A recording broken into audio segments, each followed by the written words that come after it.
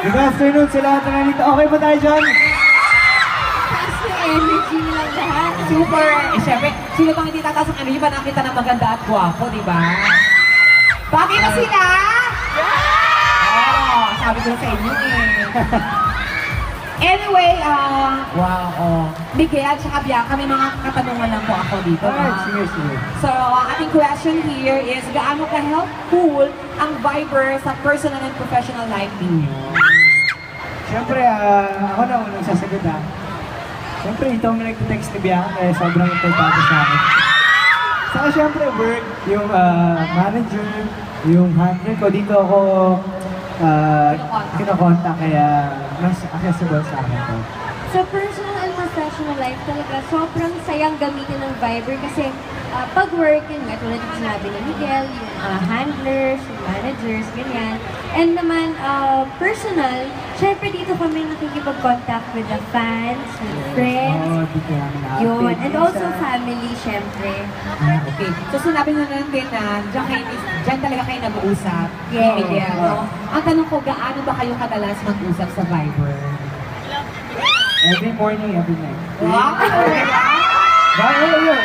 Every day. Hindi, kasi magkasama namin halos na araw-araw. So, syempre, bago matulog, good night. Pagkagising, good morning. Kumain ka na ba? Ano ba yun? Ang sweet na ganun, no?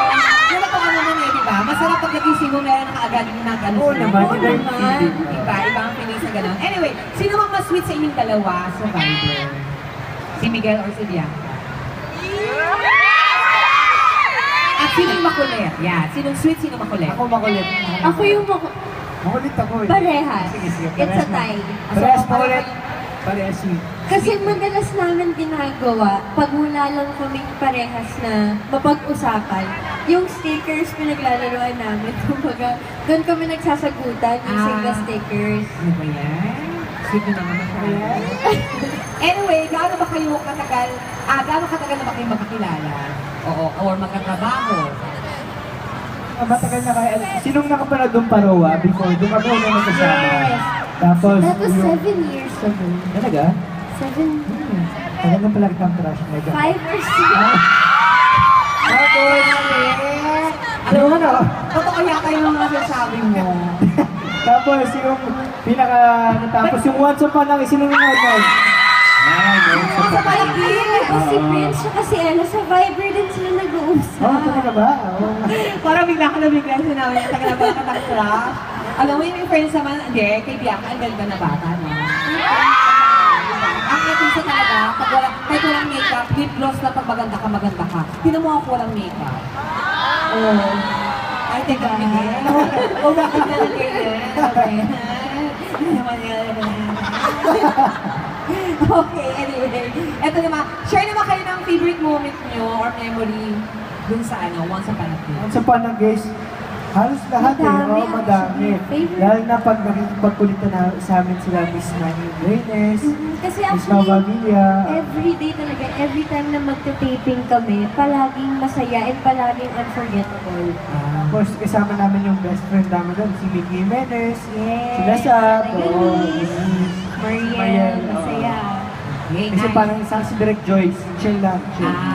Bongga, di ba? At Sobrang least. bongga. Eto naman, Miguel, kasi siya madalas kayo magkausap sa Viber, di ba? Tanong ko lang, no, ano ba yung mga bagay o may sikreto ba si Bianca na hindi alam ng mga fans? Ay, Yung parang, nako. alam mo yun? Ano ba Mabubuking, sikreto? mabubuking mo na si Bianca. Si Bianca, ano ba? Ayaw niya, kinigiliti siya sa kiligili. Oh my gosh! Ayan ang ono ko Kaya talaga. ayaw niya ginagana yung kiligili niya. Ako gusto ko yun. Sige Gusto nga. ko pa. Gusto ko yun. Lalo kung ganyan ang mangingiligay sa'yo. no? Grabe. Ayaw mo sa kilikili? Ayoko. Bakit? Hindi ko alam. Ayaw Nahiya ka, ako. Nahiya ka? Hindi, sa ganda mo yan. Diyos mo, ako nga. Malakas yung kiliti ko dun kasi. Okay. Saan ba ikaw, Mika? Saan yung kiliti mo? Oh? Pag hinipan mo yung leeg niya, makikiliti Tenga siya. dito. Ay, talaga? Tsaka sa tenga. Alam mo namin, ha? Alam mo, Paul! Ano sample? Sino niniliti? Si Bianca o ako? Siya, para may... Ako? Hindi, pwede ba ako mamimili sa inyo? Sige, yun na lang. Ay, sandali, di pa.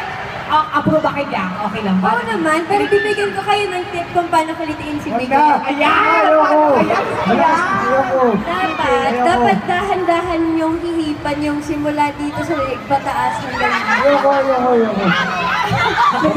Wala pa nakikiliti na siya. I-imagine ka lang niyo. Wag, Kasi please wag. sobrang tumataas yung balahibo niya talaga. Anyway, ayan. Basta mamaya makilitian tayo, ha? Okay. Eto na, recently, nasama kayo sa 100 Most Beautiful Stars ng Yes Magazine. So, congratulations sa kanila. Palabakan niyo naman po sila. And I'm sure again naman lahat ng fans niyo na pareho kayong beautiful. Ayan. Bianca, para sa'yo, what's the most beautiful thing about Miguel? At Miguel, ganun din kay Bianca. The most beautiful thing about Miguel,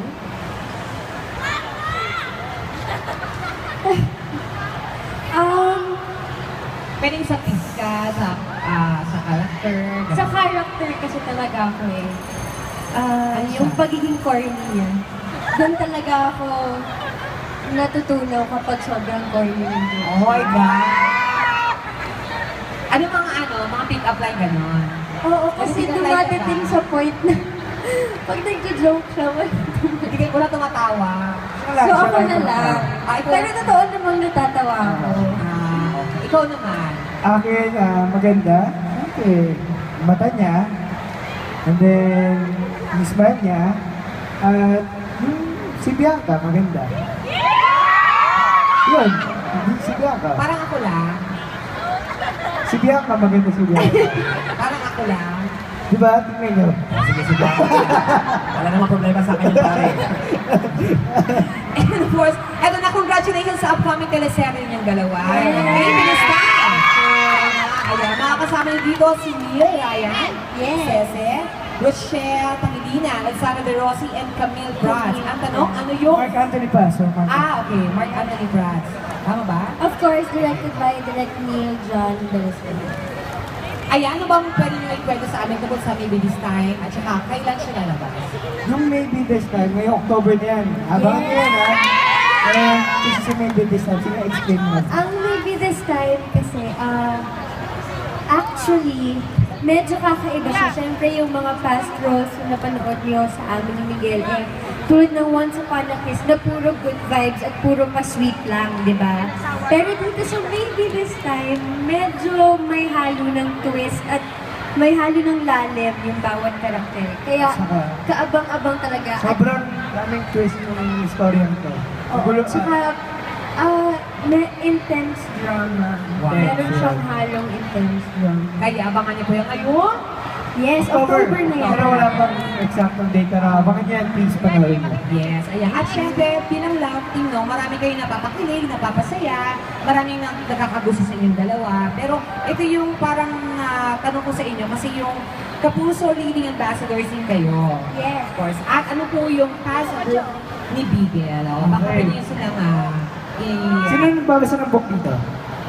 Ayan. Yun, yung pasa book kasi parang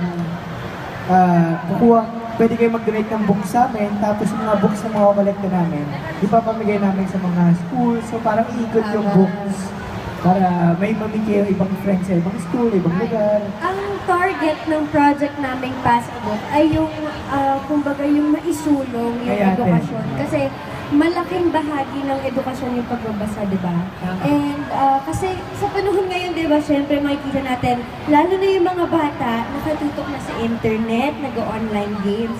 Kaming dalawa ni Miguel bilang readers, gusto namin ituro at i-convince sa mga bata na magbasa na lang. At Gusto bigyan na namin- lang natin ng oras yung Higayatin yung mga teenagers na magbasa ulit ng book. Yes, lalo na yung mga ka-age namin. Tama.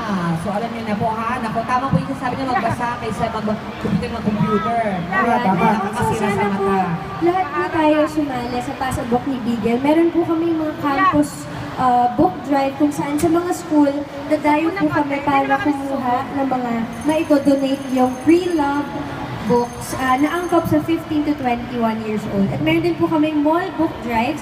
Yan po katulad nito, mga mall, na magmo-mall show kami, ganyan. And at the same time, humihingi rin po kami ng mga donasyon ng mga libro.